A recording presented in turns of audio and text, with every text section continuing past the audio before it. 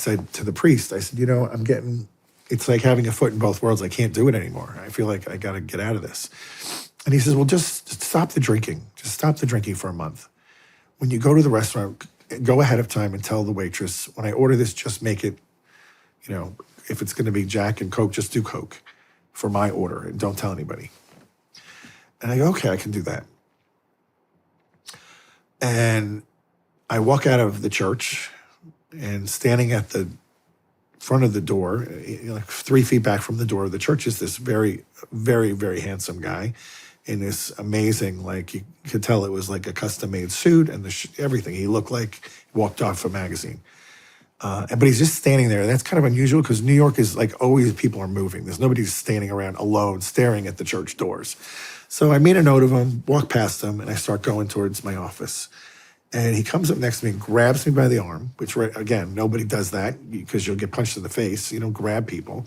And I'm like, what are you doing? Get away from me. And he goes, let's get a drink. It's like 10:30, 11 in the morning. And I'm like, what?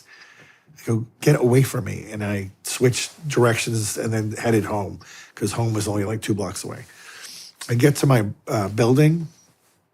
I go through the doors. I look back and he's just laughing at me, just like mocking me. And he leaves, and then I run back to the church, and I get the hold of the Monsignor, and I go, let me tell you what just happened. And he goes, well, I told you, he's not happy with you, and he's going to make a play for you. Just be on guard. And I'm like, okay, well, you didn't tell me it was going to be like creepy stuff like this. Like, well, that was weird. He heard our conversation, even though he wasn't in the church. He's like, yeah, he has a lot of power, but like God's power is bigger. Don't worry. All right, so that ended. Now I am a seminarian. And I was on break, and my old boss and myself decided to go down to Miami and visit one of our friends who used to be at Citibank with me on Wall Street and is now working the Latin American market for, I think, private banking or something.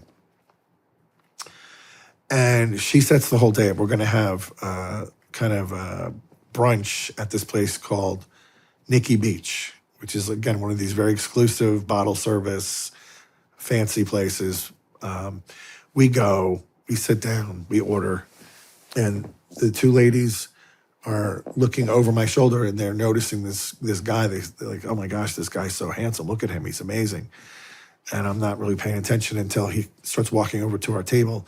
And then one of them says, oh my gosh, he's coming over here. And I turn around and look, and it's him, same guy. Are you serious? Same guy. Now he's in a bathing suit, even better looking than in a suit. And I'm like, only the devil would have the perfect body, right? And he goes to me, what are you doing here? I thought you were going to be a priest. This is my territory. And the girls, literally the hair goes up on their back and they're freaked out, back of their neck. And one of them grabs the bill, says, we have to leave right now. And we go to leave. And he just, again, started laughing at me with the same mocking laugh, like, I'm watching you. I can see what you're doing. Probably shouldn't have been there. But lesson learned. Now when I encounter him, he's inside people. He doesn't take a physical form like those 2 other times. What went through your head that second time as soon as you realized it was I knew the I same? shouldn't have been there.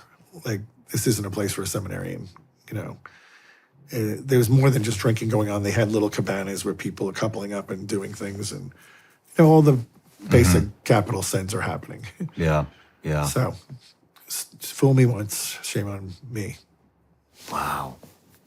Interesting. Very interesting.